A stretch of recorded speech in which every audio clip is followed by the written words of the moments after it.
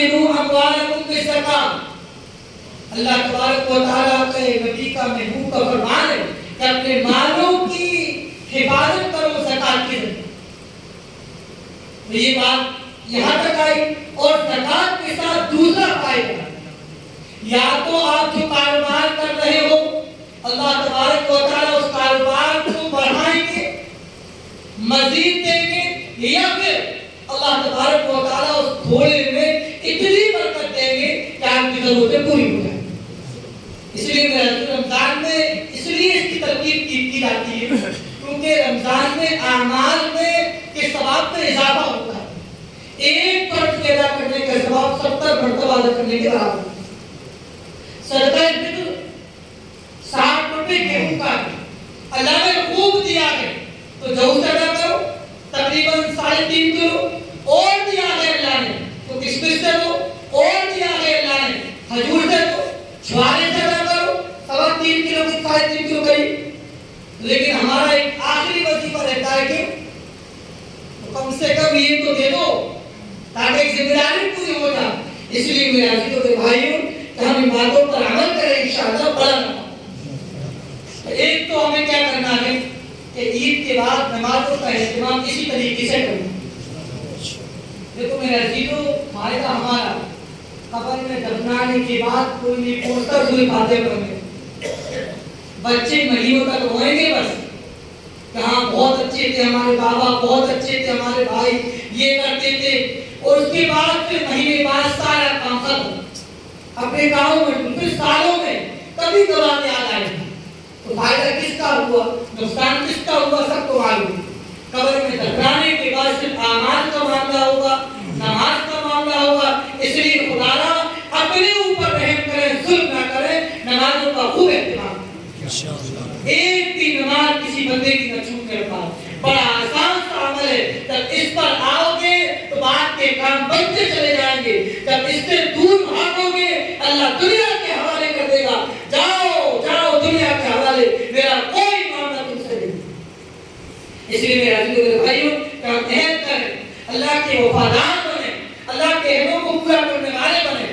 مجھے ابھی بات یاد ہے کہ آپ پروفیسر لے کے آئے مذاکرہ قرآن کا بار بار ہونا. اللہ تبارک و تعالیٰ میں کئی بار یہ مذاکرہ کرتا ہوں کہ انسانوں کا نبی نفع وسط نبی جمع. اللہ نے غیرت دلائی. کبھی ہم اپنے بچوں کو بتاتے ہیں کہ دیکھو اس کا بچہ اتنا کام کرتا ہے، تمہاری اتنی عمر تم کیا کر رہے ہو، ابھی تک تمہارا کوئی پلان ہی نہیں آگے کا، نہ کوئی سوچ بچار ہے، نہ کوئی خیالات ہے، بس گھومنے میں پھرنے میں سونے میں اپنی عمر کو ضائع برباد کر رہے ہو. غیرت دلاتے ہیں اپنی اولاد. اسی طریقے سے اللہ نے انسانوں کو غیرت دلائی کہ قسم ہے اس گھوڑوں والعادیات، قسم ہے اس گھوڑوں جو ہانپ کر دوڑو، والعادیات فالموریات قدحا، قسم ہے ان گھوڑوں کی جو اپنے ٹانگوں کو، اپنے کھروں کو پتھروں پر مار کر چنگاری نکالتی. فالموریات صبح والعادیات ضبحا فالموریات قدحا فالمغیرات صبحا. قسم ہے ان گھوڑوں کی جو صبح سویرے دشمن پر حملہ کرتے مار ڈالتے. فاحشر نبی نقا، اور وہ گھوڑے گرد و غبار کو اڑاتے ہیں. وسط نبی جمع، یہ گھوڑے دشمنوں کے درمیان میں گھل جاتے ہیں. ان الانسان لربہ لکنود. اللہ غیرت دلائے انسان تو اپنے رب کا نہ شکر. اب دیکھیے آپ گھوڑے پر اس کا مالک سوال ہے. اس کی بنیاد پر اتنی وفاداری کہ پہاڑوں پر چڑھ رہا ہے، دشمنوں کے درمیان تلواروں کے سائے میں ہے، اپنی جان کی بازی لگا رہا ہے صرف اس لیے اس کا مالک اس کی پیٹھ پر سوار ہے. اس کے مالک نے اسے دانا پانی کھلایا، اس کے مالک نے پانی پلایا، اس کے مالک نے بھوک سے بچنے کا انتظام کیا، اس کے مالک نے سردی سے بچنے کا انتظام کیا، بارش سے بچنے کا انتظام کیا. اس ساری احسانوں کو یاد رکھ کر وفاداری اتنی اعلیٰ جب اس کا مالک اس پر سوار ہے تو اپنی پیٹھ کو کبھی نہیں کہ آج میری ضرورت میرے مالک کو پڑے. میرا مالک میری پیٹھ پر سوار ہے تو میں کیوں پیچھے ہٹوں. اس نے مجھے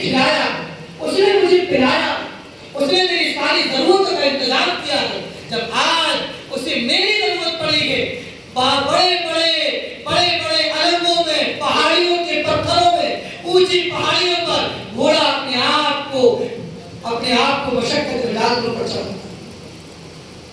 یہ وفاداری تھی. اور وہ بھی مالک نے کوئی اپنا نہیں کھلایا, چارہ اللہ نے, پانی اللہ نے برسایا, سارے کام اللہ نے کروائے, صرف یہ ذریعہ بنا اس کے انتظام کرنے کا. اتنی وفاداری. اللہ فرمائے انسان کے لیے, اے انسان تجھے کیا ہوا, ان الانسان لربہ لکنود, انسان کو اپنے رب کا بڑا لاشکر. آپ اندازہ لگائیے کہ گھوڑا اتنا وفادار اور ایک انسان, مسلمان نہیں سارے انسان, اتنا بڑا ناشکر. ناشکری آئی کیوں؟ لحب الخیر شدید, مال کی محبت سے. مال کما لے, حرام طریقے پر آئے, کسی بھی طریق سے آئے, بس آنا چاہیے. مال میں اضافہ ہونا چاہیے, مال بڑھنا چاہیے. میرے بھائیوں, میرے عزیزوں, غور کرو. آپ خدا کی قسم, اللہ تبارک و تعالیٰ نے گھوڑے کی مثال قرآن میں قائم کی ہے تاکہ قیامت تک کے لیے حافظ اپنی زبان سے پڑھتا ہے. ایک قاری پڑھنے والا, ناظر پڑھنے والا اپنی زبان پر گھوڑے کی صفات پڑھتا. انسان سے کہا کیوں نہ شکرا, تجھے پیدا ہم نے کیا ہے, تیری انگلیاں پوری 5 بنائی ہے. اگر کسی میں ذرا سی نکل جائے تو اپنے آپ کو چھپاتا پڑتا ہے. اگر ایک آنکھ چھوٹی بڑی ہو جائے, بڑا بھدا چہرہ معلوم ہوتا ہے. اگر ایک کان بڑا چھوٹا ہو جائے, بڑا پتلوا شکل معلوم ہوتا ہے. تیرے ساری ساخت کو, تیری پوری بدا کو ہم نے شاندار طریقے پر ڈھالا ہے, بہترین سانچے میں ڈھالا ہے, اور ساری ضرورتیں پوری کی ہیں. تیرے بچپن سے لے کر, تیری ماں کے پیٹ سے لے کر, ماں کے پیٹ سے باہر نکلنے کے بعد تیرا ایسا انتظام کیا ہم نے, تیرے دانت تیرے منہ میں نہیں تھے, اس کے بعد ہم نے تیرا انتظام کیا ہے. اس کے بعد تیرے ماں باپ کو ہم نے ایسا شفیع اور مہمان تجھ پر بنایا کہ خود تو گیلے میں سوتے ہو اور تجھے سوتے میں سلاتے ہو. یہ محبت, یہ ممتا اللہ نے ان کے دلوں میں پیدا کی. تیرے ہاتھوں میں توانائی, قوت دی ہم نے.